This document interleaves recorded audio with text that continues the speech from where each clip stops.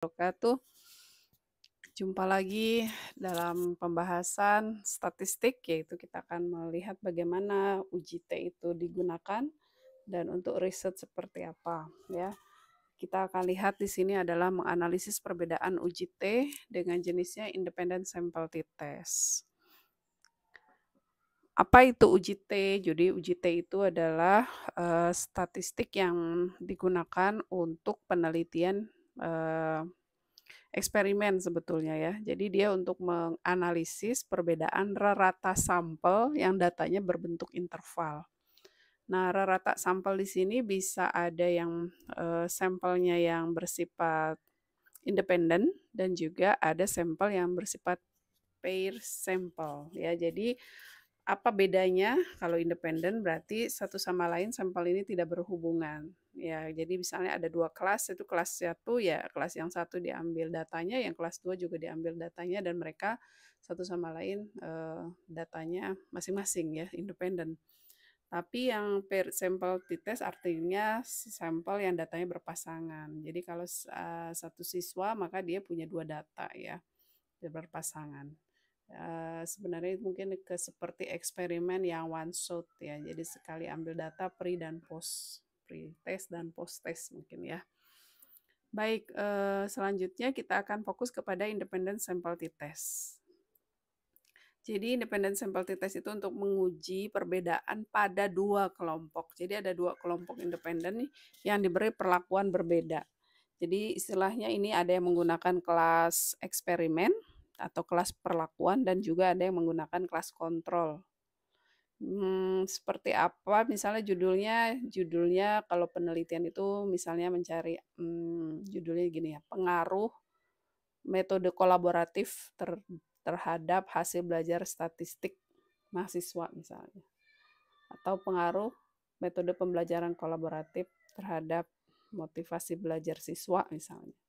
Jadi kita akan melihat pengaruhnya. Karena itu untuk betul-betul bahwa ini adalah pengaruh daripada perlakuan, maka akan ada dua sampel atau dua kelas yang dijadikan penelitian di dalam eksperimen tersebut. Di sini kita akan angkat contohnya adalah apakah terdapat perbedaan hasil belajar statistik yang menggunakan metode collaborative learning dengan metode konvensional. Metode konvensional itu metode yang ya tidak menggunakan metode apapun ya. Jadi kolaboratif pun tidak ya, yang konven aja. Oke, kalau kita mungkin bahasanya ceramah ya, konvensional itu. Independent sample t-test itu rumusnya seperti ini. Ya, ada T sama dengan X bar 1 dikurang X bar 2. Jadi rata pada sampel 1 dengan rata pada sampel kedua dibagi akar dari simpangan baku pada data ke-1 dibagi dengan banyaknya sampel yang pada kelompok tersebut atau banyaknya respondennya. Begitu juga dengan ditambah dengan simpangan baku pada kelompok 2 dibagi dengan N2. Untuk mencari simpangan didapat dari jumlah X1 dikurang rata X1 dikuadratkan dibagi N-1. Gitu ya. Begitu juga dengan pada simpangan baku kelompok kedua. Oke, sekarang kita coba untuk menerapkannya ya. Menerapkannya bagaimana? Kita ambil contoh yang tadi menguji perbedaan hasil belajar statistik pada kelompok yang menggunakan metode A dengan metode B ya. Metode A-nya apa? Misalnya kolaboratif boleh atau apapun yang lain. Yang B-nya mungkin konvensional gitu ya. Berikutnya yang perlu dilakukan adalah satu, kalau sudah ada judulnya jelas apa yang mau dicari, maka kita bisa buat hipotesis. Jadi hipotesisnya ada dua kan, hipotesis yang menolak atau hipotesis yang menerima. Jadi siapkan itu. Nanti keputusannya akan ada apakah ditolak H0 atau apakah diterima H0 gitu ya. Nah, bunyinya apa statementnya? Kalau H0 berarti tidak terdapat perbedaan atau tidak terdapat pengaruh ya hasil belajar atau tidak terdapat kalau di sini tidak terdapat perbedaan hasil belajar siswa menggunakan metode A dengan menggunakan metode B. Atau bisa juga tidak terdapat pengaruh metode kolaboratif terhadap hasil belajar siswa misalnya. Gitu ya, tergantung dari statement yang mau digunakan. Kalau ini kan apakah terdapat perbedaan.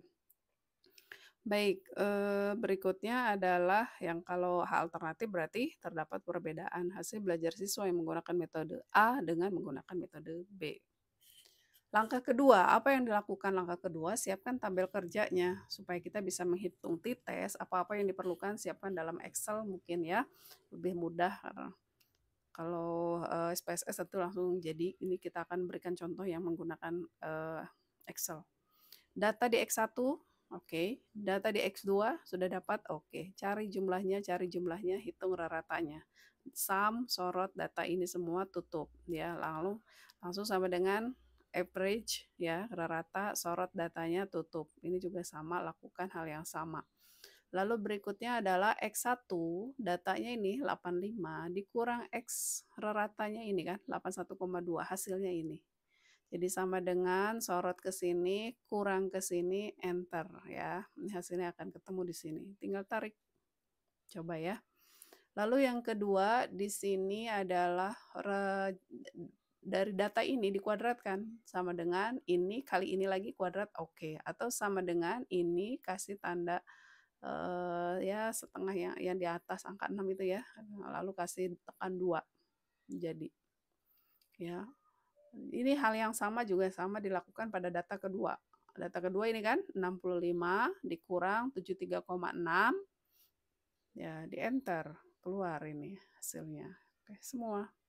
Kalau ini berarti minus 8,6 dikuadratkan. Oke. Tarik ratanya datanya sama, oke, pekerjaan sama sampai bawah, tarik aja kalau di Excel keluar. Jangan lupa dijumlah. Oke. Baik, berikutnya adalah kita akan masuk mencari T hitung. Ya, T hitung diperoleh dengan rumus seperti ini. Ya, sebelum masuk ke sini kan kita perlu menjabarkan simpangan baku. Kalau rata sudah dapat kan? Oke. Kalau cari rumus manualnya seperti ini. Ya, kalau di Excelnya sudah ada. Simpangan baku diperoleh dengan cara jumlah dari selisih yang tadi ini X1 minus X1 rata X1 dikuadratkan, dijumlahkan semuanya, ini hasilnya ya 609,6. 609,6 dibagi 9 sama dengan 67,73. Oke, simpangan baku pada data kedua pun sama ya, yaitu jumlah dari ini berapa nih 466,4 dibagi dengan 9 sama dengan 51,82. Oke, datanya sudah cukup semua, berarti kita masuk ke rumus ini. X1, X2-nya sudah ada, oke. Lalu simpangan baku data ke-1, oke, sudah ada 67,73. N1-nya sudah ada 10. Ini juga sama, 51,82 dibagi 10. Tinggal kita hitung, semua data sudah lengkap. Ini dikurang ini, 81,273 dikurang 73,6 sama dengan 7,6 dibagi akar dari 6,773 ditambah 5,182. Dijumlahkan lalu cari akarnya hasilnya 3,458.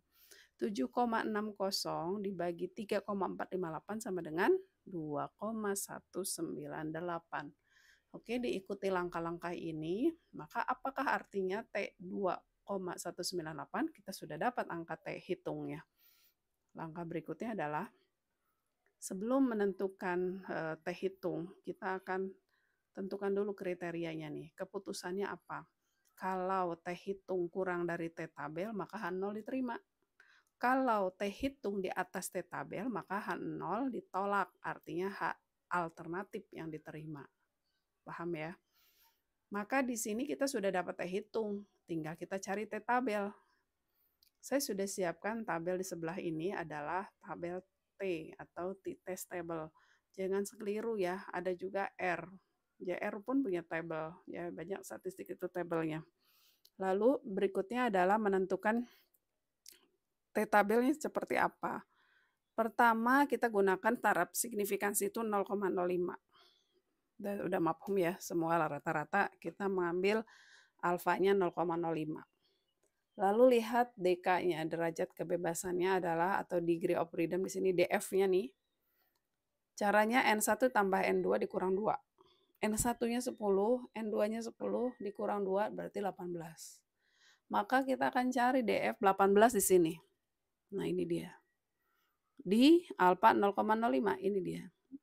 Dapat hasil 2,101. Begitu caranya ya. Kamu tentukan dulu di sini alfanya 0,05, hitung DF-nya berapa posisinya, lalu ketemulah di titik itu. Selanjutnya, bandingkan T hitung dengan T tabel. T hitungnya sudah didapat, T tabelnya sudah didapat. Kira-kira ini dengan ini, mana lebih besar? Ya, T hitung lebih besar dari T tabel. 2,198 lebih besar dari 2,101. Artinya apa? Ingat yang kriteria tadi. Artinya H0 ditolak. Kalau H0 ditolak, artinya H alternatifnya yang diterima. Berarti apa? Berarti terdapat perbedaan hasil belajar statistik antara kelas yang menggunakan metode A dengan kelas yang menggunakan metode B. Jadi, demikian uraian tentang independent sample t-test. Ya, mudah-mudahan bisa dipahami. Jika ini bermanfaat, jangan lupa di-share kepada kawan-kawannya dan juga subscribe. Terima kasih. Assalamualaikum warahmatullahi wabarakatuh.